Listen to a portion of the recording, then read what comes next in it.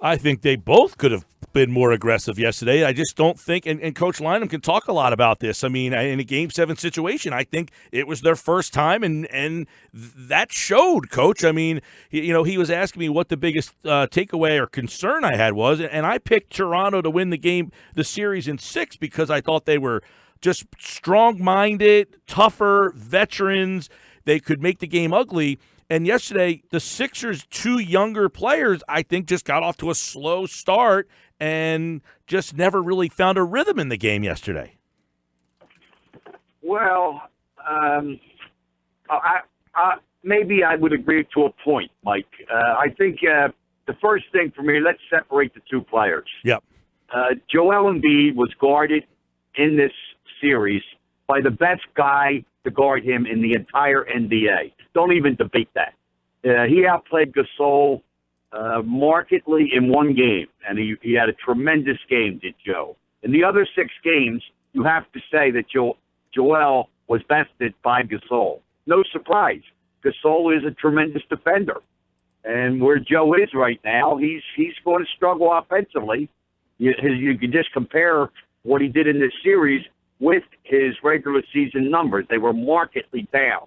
And in fairness to Joe, I'll just add that I do believe he was, health-wise in several of the games, he was subpar, no question about it.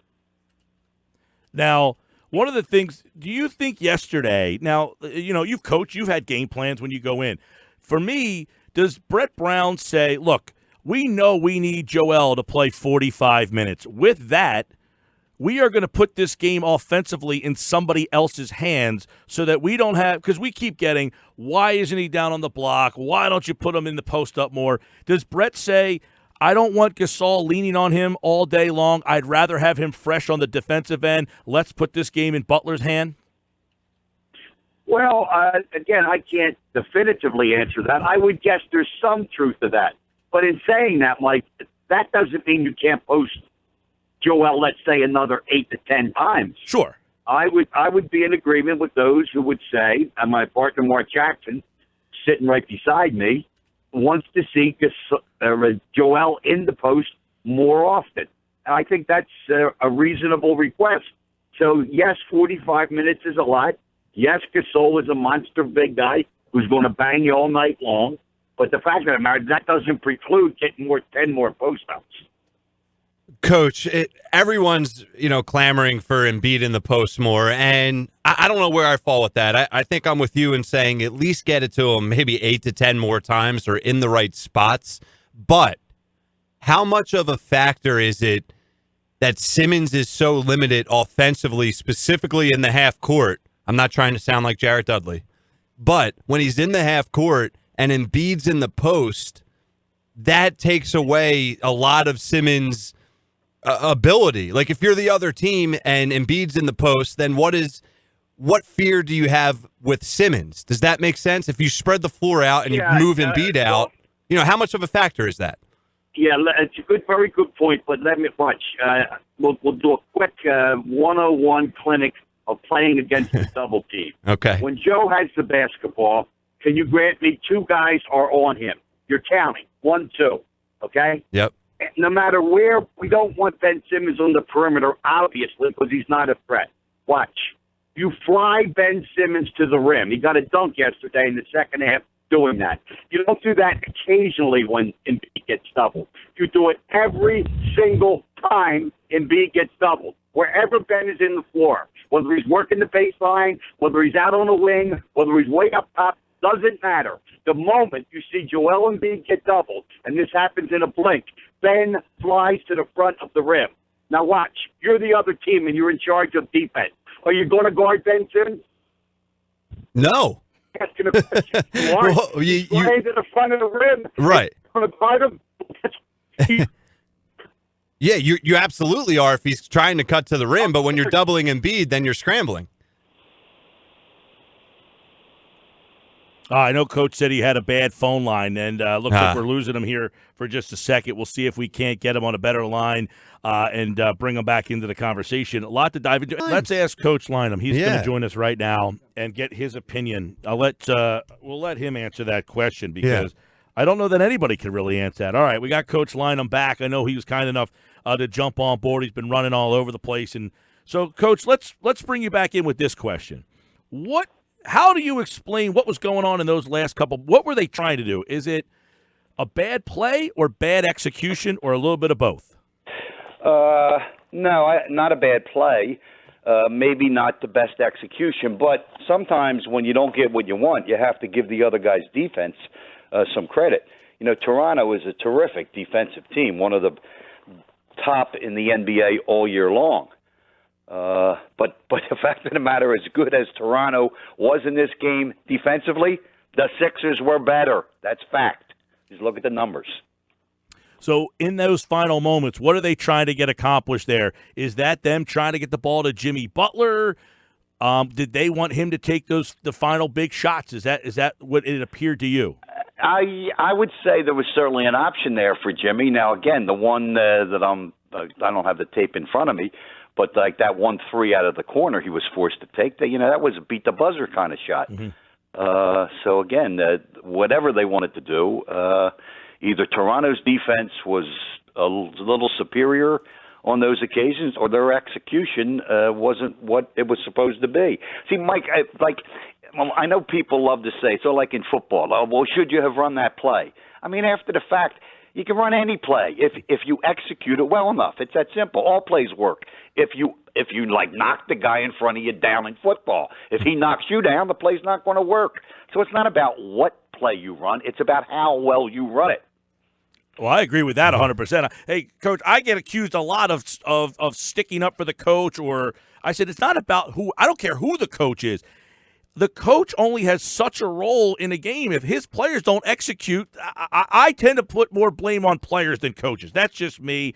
I'm not saying that you could have anybody coach the team, but to me, the coach puts in a plan, they do the thing, and then if the players don't execute, the games are on these guys. They have talent. Does the coach have a role? Sure. I'm not minimizing an NBA coach. They're obviously, but these people who say I want the coach fired because he lost in the game, I can't come to terms with that. No, and again, obviously, I have maybe a vested interest in that. I'm a fan of Brett Brown. I consider him a friend, and I think he's a very, very good coach. I thought he coached a terrific series myself. Now, I mean, I don't think anybody can argue what I'm about to say, that they lost this game because they gave up so many offensive rebounds to the Raptors, number one, and because, again, they turned the ball over so much, 17 turnovers to 10. So that what that served to do over the course of an entire NBA game, it gave Toronto more, 24. Yeah, now that number's a little skewed because the Sixers did shoot 10 more free throws. So, when I get fouled, that doesn't count as a shot. So it's skewed a little. But for sake of Toronto had 16 to 18 more shooting attempts in a game that was tied with 4 seconds to go. Come on. That's where the game was lost. Let me ask you this question. You had Charles Barkley, one of the greatest rebounders that the game has had. A guy like Dennis Rodman, all right? Do you see those guys having the same rebounding impact in today's game? In other words, I feel like a lot of times the big men are in position, but because of the three-point shot, the ball caroms off the rim in ways that just didn't happen back in the day, and now it's become almost a volleyball game of who can tip it up in the air, and the guards' lack of boxing out on the perimeter is now the problem. Great point. There's no question about it. Take one of those key possessions at the end of the game. You saw who got two consecutive offensive. The little guy, Kyle Lowry, exactly. I mean, some of what would Dennis Rodman and Charles Barkley still be top rebounders today? Yes, they would. But your point is well taken. There are a lot more rebounds, and the coaches coach this. We have to get the long rebounds that are going to come out above the foul line, out to the wings, because frequently when a three-point shot misses, because where it's launched from, when it hits the rim, it's going to go long. Absolutely. Coach, what have you learned from this team in this postseason, in this series? I mean, we're all talking about the heartbreaking shot and would-have, could-have, should-haves, and what a crazy series. But when you take a step back, you followed this team closely all year long. What have you learned? What has impressed you? What can we feel good about as we look forward to the future? Well, it's a good question. I would say, in a nutshell, what I've learned, like maybe to explain why they're not on their way or making plans to head to Milwaukee, this team probably is a bit young still, obviously the two stars, and they've not been together. I think you have to factor that in. I think it was 10 regular season games they played as a unit. That does become a factor. So those two things, I would say, were maybe the foundation or crux of maybe why they couldn't have played a little bit better. I think they played a good series. But in terms of looking forward and what you have to be positive about, come on. I mean, Ben Simmons he's 21 years old. And I know he can't shoot. Ben Simmons he's a remarkable player in so many other areas. Now, to reach his potential, does he have to improve in a couple of these other areas? Absolutely. But why wouldn't he be able to do that at age 21? And then going forward, in Embiid, you have the best big man in basketball. Nobody's going to argue that. And the question is about him staying healthy. You know, how do you, let's say, utilize him? And part of that is how do you protect him? Kawhi Leonard played 60 games this year, regular season. You know, the buzzword is load management now. And that has to be part of the agenda with Joel going forward. So, yes, they have some decisions to make. But believe me, there's 25 to 30 other NBA teams would love to be in their position. No doubt. Jimmy Lynam is with us, NBC, Philadelphia, pre- and post-game live. Unfortunately, there will be no pre- and post-game lives for the next series. The Sixers go out last night. Moving forward here with Ben and Joel, obviously as the two guys, is Jimmy Butler and Tobias Harris the right two guys to put around them? Or would you like to see and obviously you guys talked about this last night, JJ is also a free agent. It seems like they have a big decision there, but are those the right two style of players around those two guys? For me, they're fine. I mean, unless you come up with another option that you would, like to consider and then compare them. Like I was just driving and had a talk sports station on my radio, and somebody brought up Klay Thompson's name. Now, I don't think Klay Thompson, he's a West Coast guy. I know his dad. I actually coached his dad, Michael Thompson.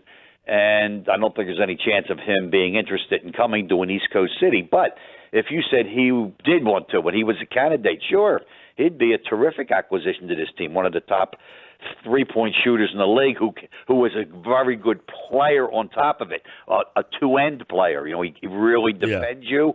But you have to be realistic in, what free agents you can attract. So to your question, I think Tobias and Jimmy Butler, I think they're terrific compliments. It's going to cost a lot of money to get them. But, no, if I were in the front office or in the coaching staff, I'd be happy if you brought them back. All right. What kind of exit meeting does Brett have with ownership today? That's a good question. My sense, and this is just one guy's opinion, it's not like I have any inside knowledge with respect to this question, would be that's already been said and done. I don't even know if he speaks with them. I didn't see it, but somebody told me earlier this morning that in a flash they saw Josh Harris outside the locker room and kind of greeting Brett as he was walking into the locker room. I don't think that is the posture of an owner who's about to make a coaching change. No, I think Brett Brown is your coach going forward next season. And again, with expectations, maybe ratchet it up a bit more. As if Brett were on the line with you, he would say, as they should be. Yeah. His goal was to win the Eastern Conference, this season and get to the finals. All right, they didn't miss it. They were, a rather. I mean, I said it at the time when that ball bounced in. Very improbable that ball went in the basket. I think that's the word I used. I mean, come on. It was one of the great shots in the history of the NBA. Memorable season. You guys did a great job with Mark and obviously having Zoom on there the last couple of games. Amy, and your conversations throughout the season. It will be a memorable one. It's sad to see it go. And obviously with this group, though, the whole point of it was that you have multiple deep runs to make. And we'll do it again next year, Coach. You got it. I think that sums it up pretty good, Mike. Jimmy Lynam, everybody. Thank you so much, Coach. It's the Sports Bash Live here on the Boardwalk Honda Hotline.